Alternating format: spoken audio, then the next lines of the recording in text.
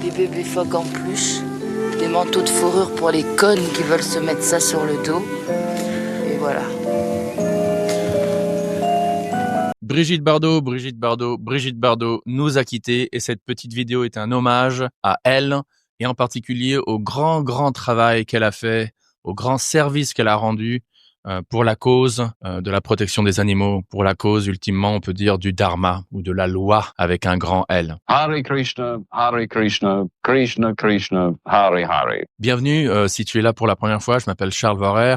Et j'ai 2 diplômes de religion comparée et ça fait environ 30 ans que je pratique la dévotion à Krishna, la conscience de Krishna, le Vaishnavisme. Et donc si tu t'intéresses à la philosophie, à la théologie, si tu es d'accord que la conscience n'est pas simplement un produit neuronal issu de neurones et de protones dans le cerveau et que la conscience est vraiment un phénomène métaphysique, si tu crois en l'âme, si tu crois en Dieu, si tu crois peut-être en la réincarnation et au karma encore mieux, eh bien, je te suggère de t'abonner si ça t'intéresse. Donc Brigitte Bardot, moi personnellement, elle a pas eu un grand endroit, elle a pas eu beaucoup de place dans ma vie parce que j'étais un peu trop jeune, c'est une génération d'avant. Même quand j'étais petit, j'avais la chance d'aller de temps en temps à Saint-Tropez et on parlait souvent de Brigitte Bardot, mais c'était une époque même antécédente à la mienne. Par contre, et donc même les films dans lesquels elle était, je les ai pas vraiment vus. Je crois qu'elle est dans un des films de Truffaut ou de Godard. Et quand j'avais pris un cours sur le cinéma français, quand j'étais à Cornell University, j'ai dû voir un de ces films et tout, mais quand même, je sais depuis 30 ans qu'elle est une influence, elle a été une influence gigantesque en France et pour le monde francophone en ce qui concerne la protection des animaux. Et ça, les médias le savent, les médias en parlent et c'est très bien, c'est super.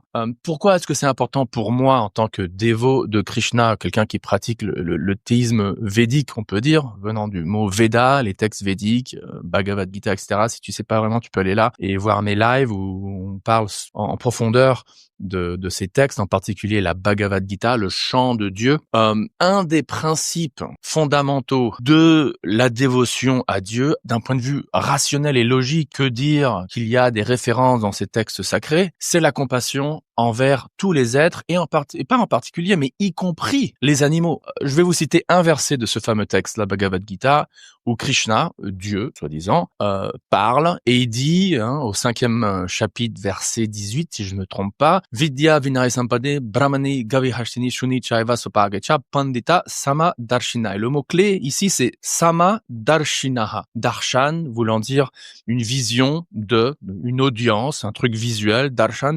Et Sama veut dire égal. Donc une vision d'égalité. Donc quelqu'un qui est doté de sagesse et donc de vision spirituelle, voit d'un œil d'égalité, d'un œil égal, l'âme, l'être conscient à l'intérieur du corps, que ce corps soit quelqu'un de très haut, de très grande société ou un intouchable. Là, on parle du contexte des castes qui étaient assez prominents, on pourrait me dire, sur la planète Terre entière et surtout en Inde, il y a des siècles et que dire il y a des milliers d'années, et même un corps d'animal. Soit un corps de vache, un corps de chien, un arbre, un papillon. Quelqu'un d'éveillé spirituellement a une vision qui transperce, un peu comme les rayons X, qui transperce symboliquement le corps et touche ou voit la personne, l'âme à l'intérieur du corps. Et ce principe s'applique aux animaux. Et c'est là où on pourrait dire où se trouve une des plus grandes, disons, différences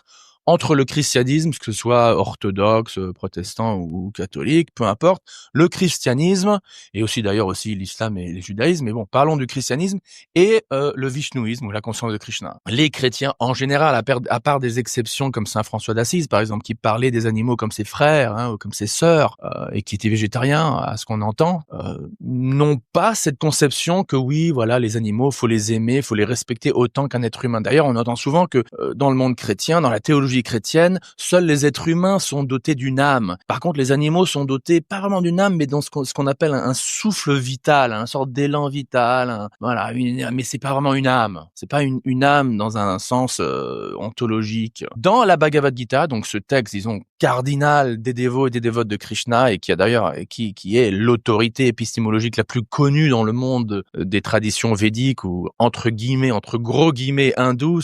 Et je dis entre gros guillemets hindou parce que le mot hindouisme est très problématique. D'ailleurs, tu peux aller juste ici pour voir une vidéo que j'ai fait dessus.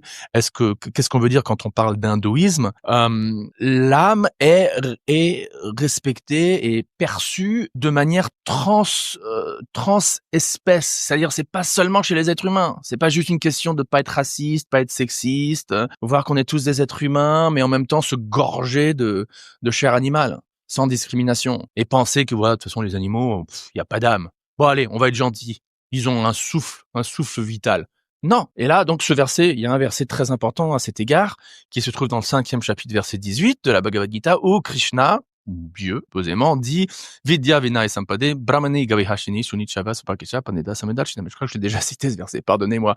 Donc la vision d'égalité. Tu vois un être humain ou un chien ou un arbre ou un papillon, on en a déjà parlé, d'un œil égal. Et puis voilà. Donc, Brigitte Bardot, on va pas juger, je sais pas à quel point elle était dévouée à Dieu, si elle croyait en Dieu.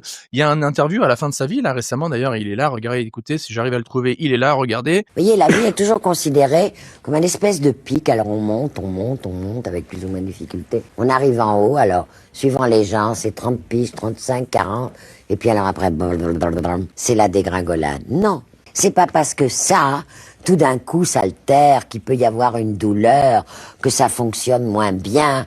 C'est la carcasse, ça, c'est l'enveloppe. Mais ce qu'il y a là-dedans, ça monte. Vous voyez, si les gens s'attachent trop à la matière et ne font que suivre la transformation de cette matière, c'est déprimant, c'est épouvantable, ce que les gens s'infligent. Vous voyez, là, elle parle quand même d'une distinction entre la personne, disons, intérieure et le corps qui, lui, évolue et devient moche et vieux avec l'âge, mais qui n'affecte pas la personne à l'intérieur. Et donc, selon la Bhagavad Gita, cette personne à l'intérieur, c'est bel et bien l'âme. Et cette personne existe tout autant dans un corps de papillon que d'arbres, que de poissons, que d'êtres humains, que de chiens, que de chats, etc., quoi.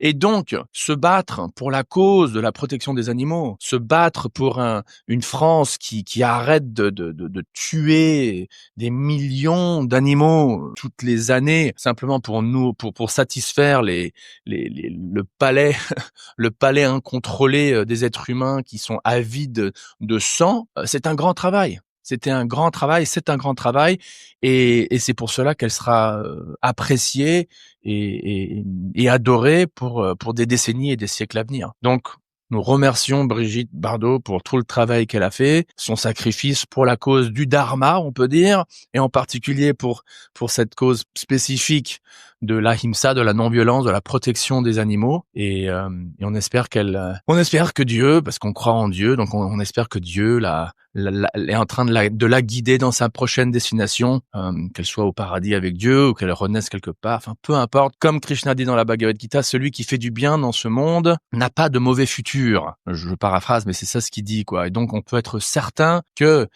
le travail, le service que Brigitte Bardot a rendu aux Français dans ce domaine qu'on vient de décrire va certainement lui mériter une destination post-mortem tout à fait de bon augure et de très bon augure et très belle, et donc elle a un très beau futur, et encore une fois merci Brigitte et merci d'avoir regardé. À bientôt.